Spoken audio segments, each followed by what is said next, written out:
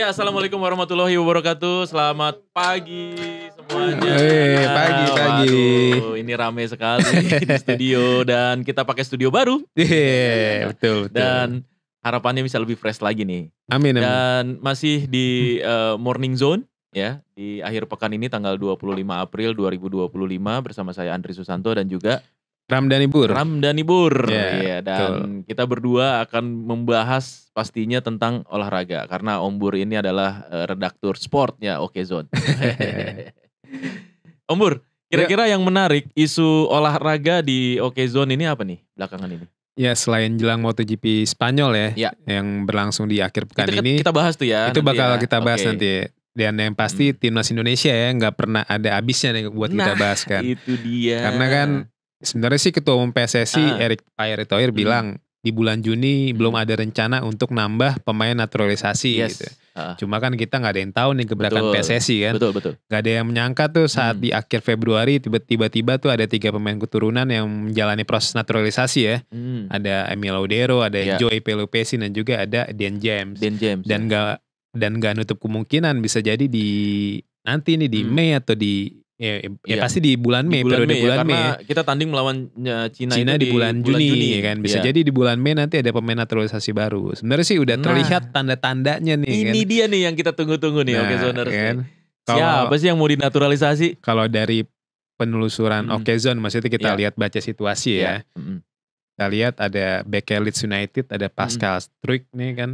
Pascal Struijk ya. Kan lagi rame banget nih dibahas kan. Karena kan pekan lalu saat klubnya Pascal Struijk ini Leeds United tandang ke markas Oxford United, dia tuh kedapatan duduk atas bawah tribun yang sama nih, maksudnya sama pelatih timnas Indonesia Patrick Kluivert. Udah dimonitor. Logikanya nggak mungkin mereka saling sapa. Atau bisa jadi sebelum nonton bareng match itu ya sudah saling ngobrol gitu kan. Apalagi media Belanda nih Football Premier di medio September 2024 tuh sempat bilang kalau Pascal Struijk itu sudah diizinkan untuk membela timnas Indonesia. Jadi itu dari pundit Belanda sebenarnya udah banyak yang ngomong kalau Pascal Struijk itu udah boleh buat bela timnas. Jadi media Belanda ini tuh Football Premier tuh kayak punya kedekatan sama pemain-pemain keturunan kita di Belanda. Sebelumnya mereka juga sudah spill oleh Romeni, Kevin Dix. Nah itu yang spill dia tuh. Yang spill dia dan benar kan. Dia bilang September, dia bilang oleh Romeni dan Kevin Dix bakal menjalani proses naturalisasi sebagai WNI. Kejadian. Di bulan Oktober Kevin Dix, di bulan November oleh Romeni datang dan akhirnya proses naturalisasi kan.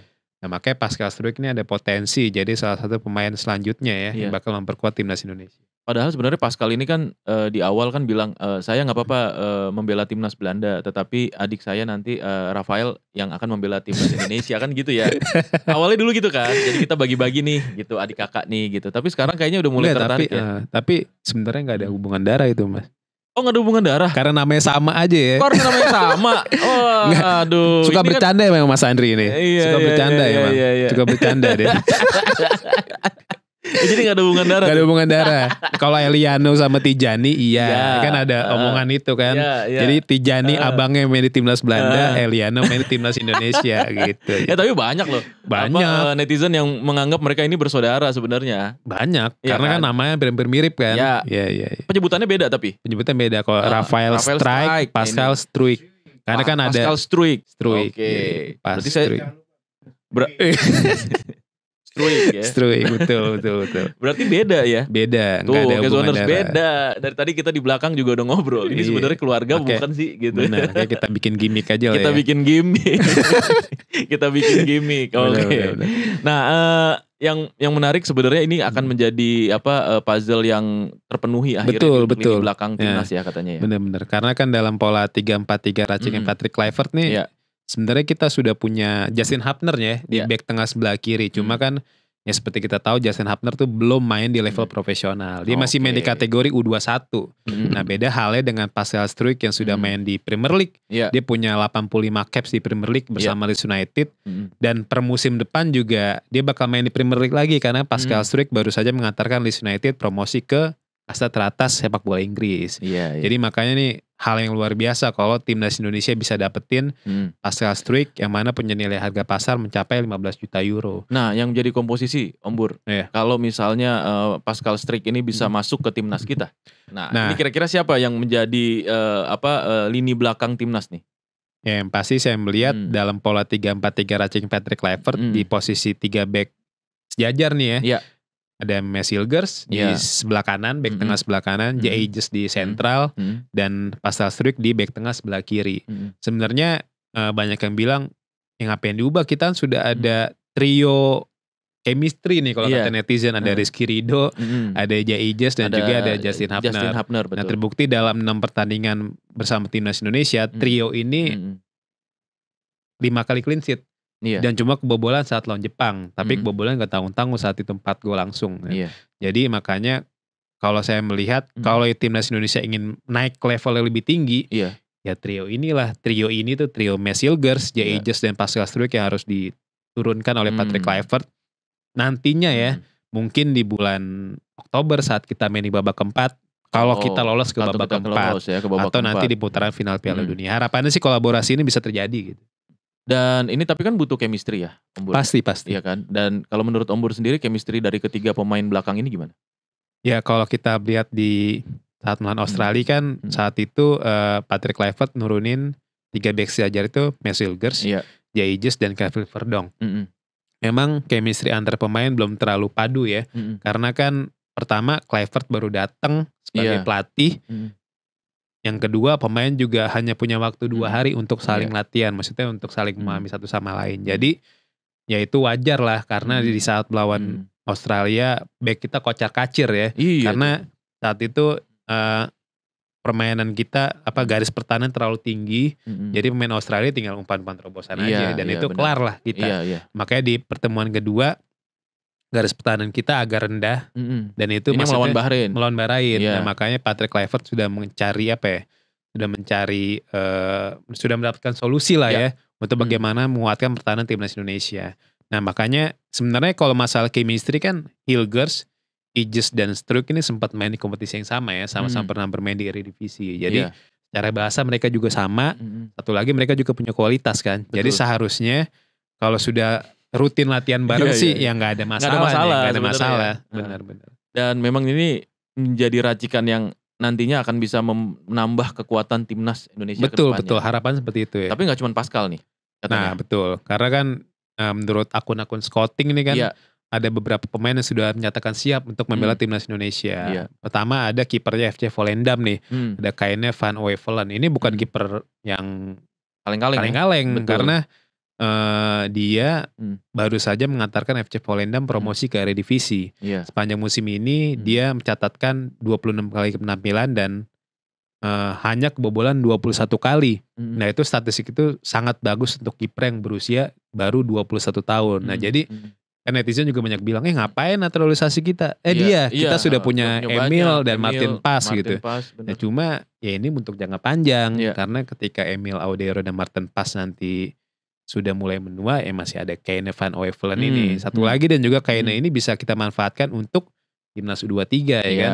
Untuk di tahun depan kan ada Piala Asia U23 kan yang digelar di Arab Saudi. Nah ini penjaga gawang bisa kita andalkan kan untuk ngawal timnas. Nah apalagi di Piala Asia U23 nih pelatih timnas yang baru Gerard Van den Berg ini kan pasti ditargetin lebih tinggi ketimbang di Piala Asia yang tahun 2024 tuh. Saat ini kita masuk semifinal ya. Iya benar. Nah di tahun 2026 dia bisa jadi targetin untuk bisa masuk ke jenjang lebih tinggi.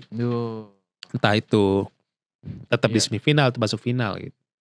Dan ini bisa menjadi amunisi baru sebenarnya untuk pasukan Patrick ya. Ya selain Kaine juga ada. Tapi kok belakang mulu ya? Depannya mana nih? Makanya ya. Kalau depan sebenarnya sudah mulai rame ya saat ayahnya Emiliano Jonathans tuh tiba di Indonesia di medio FIFA Matchday Maret tuh. Saat itu ayahnya Emiliano, Dennis Jonathans kan datang ke Indonesia. Saat itu banyak yang bilang dia ke Indonesia untuk mengadakan pertemuan dengan Ketua Umum PSSI Erick Thohir dan juga pelatih timnas Indonesia Patrick Kluivert. Sebenarnya isu ini sudah dibantah oleh Exco PSSI Arya Sinulinga bahwa tidak ada pertemuan. Maksudnya belum diproses, Milano belum diproses, dan juga Kluivert juga sudah ditanya oleh wartawan, benar nggak sih pertemuan itu? Dibilang sejauh ini belum ada pertemuan. Cuma ya nggak ada yang tahu kan. Iya. Aslinya seperti apa. Jadi atau hanya liburan aja mungkin kan kita bisa juga jadi tahu. Karena kan keluarga besar Ayah Emiliano tuh orang Depok ya. Iya. Dan mereka setelah beberapa hari di Jakarta sih memang Ayah Emiliano sempat ke Depok ya untuk ke Margonda ya. Ke Margonda ya untuk ketemu keluarga macam apa gitu. Jadi sebenarnya kalau Emiliano bisa didapetin nih luar biasa, karena kan dia pemain bukan yang pemain biasa kan. Di Liga 2 Belanda musim ini dia golin belasan gol, 14 gol. Setelah itu dia dibeli ke FC Utrecht ya, klub Eredivisie. Memang belum terlalu terlihat. Nah, tapi ini bisa jadi solusi lini depan timnas Indonesia ya, selain oleh Romeni ya. Oleh Romeni benar. Karena kan nggak banyak ya pilihannya ya. Ya kan di lini depan kita yang naturalisasi ya. Iya, betul. Ya palingan cuma Ragnar ya. Sedangkan Rafael Strijk ya agak belum terlalu perform lah ya. Belum terlalu perform dan masih butuh pengalaman kayaknya. Betul. Dan kalau misalnya memang ini nih tandingnya nanti, kalau misalnya mudah-mudahan ya kita bisa lolos sampai ke babak keempat. Terus kemudian Piala Dunia. Ini tantangannya jauh lebih besar lagi. Dan level pemain yang mesti kita dapetin ya harus lebih tinggi lagi juga kan. Atau ya manfaatin pemainnya sekarang, kita tingkatin skillnya. Benar. Ya harapannya klub-klub kan pemain banyak pengusaha orang Indonesia yang punya klub-klub di luar negeri. Betul. Nah, jadi dengan pola latihan yang benar ya harapannya bisa tingkatin skill dari pemain-pemain kita. Iya. Ya mudah-mudahan ini bisa menjadi amunisi yang baru dan sepak bola Indonesia juga bisa semakin lebih maju lagi. Amin. Semoga. Dan harapannya sebenarnya kita pengen Indonesia bisa lolos Piala Dunia. Harus. Iya. Semoga ya, karena udah itu target. Sudah nanggung. Kita harus menekankan itu di media. Iya, benar. Supaya ada perhatian juga gitu bahwa semua orang ingin Indonesia masuk ke Piala Dunia. Betul. Kapan lagi? Iyalah, udah di depan mata gitu. Ya udah di depan mata, betul, dan kesempatan tidak bisa datang 2 kali kan. Betul, setuju. Iya. Nah, selain naturalisasi pemain timnas gitu ya, kita juga punya berita yang menarik tadi Om Bur bilang ada MotoGP nih. MotoGP. Ini seri Spanyol berarti. Seri Spanyol, seri kelima tahun ini ya. Ini gimana nih? Apakah The Baby Alien Marc Marquez akan tetap merajai MotoGP atau gimana? Atau ada pembalap lain ya? Betul. Jadi kan ya Marquez sangat dominan ya di 4 race awal, yang mana dia 3 kali menang di main race. Sedangkan rekan timnya baru menang sekali nih Bagnaia kan. Jadi tapi di sisi lain Bagnaia juga dalam 3 musim terakhir selalu menang di MotoGP Spanyol. Makanya kita ulasannya nih sangat menarik untuk kita bahas nih ya. Betul. Dan memang ini banyak sekali fansnya MotoGP ya. Zoners ini emang antusias banget dengan MotoGP. Sangat. Om Bur. Benar. Semua artikel-artikel yang dibuat sama Om Bur nih terkait MotoGP ini banyak dibaca ya. Banyak yang akses ya gitu ya. Nah, soal Marc Marquez sendiri ya, ini banyak juga fansnya di Indonesia dan kita melihat bahwa memang tahun ini adalah tahunnya dia nih. Kalau menurut Om Bur sendiri gimana? Ya nggak bisa dipungkiri emang ya. Setelah dia mendapatkan motor yang jauh lebih kompetitif kan, setelah tahun lalu cuma dapat tim satelit, dan tahun ini dia mendapatkan pabrikan, tim pabrikan ya. Kita lihat sendiri kan, kita lihat di musim ini Marc Marquez tuh begitu dominan di MotoGP 2025. Kalau saja Marc Marquez nggak jatuh tuh di MotoGP sebelum ini Amerika Serikat. Amerika. Dia memenangkan 8 race yang sudah di jalan. Jadi 4 sprint race dan 4 main race. Ya cuma karena dia sekali jatuh, itu pun banyak yang bilang yang bisa ngelain Marquez ya cuma diri sendiri gitu. Iya. Karena kan jadi begitu dominan ke tahun ini. Dirinya dan motornya. Tergantung motornya kan. Benar. Jadi ya sangat menarik sih untuk kita lihat di balapan akhir pekan ini ya. Iya, dan ini kan kita bahas lebih lanjut ya Om Bur ya. Tentang MotoGP lebih detail dengan pengamat MotoGP ya. Bung Henry Wibowo. Nanti kita akan ngobrol lebih lanjut Zoners dengan Bung Henry Wibowo melalui sambungan Zoom. Supaya kita tahu nih prediksinya beliau seperti apa sih. Betul. Ya. Setuju, untuk MotoGP Spanyol ke depan. Jangan kemana-mana, tetap di Morning Zone.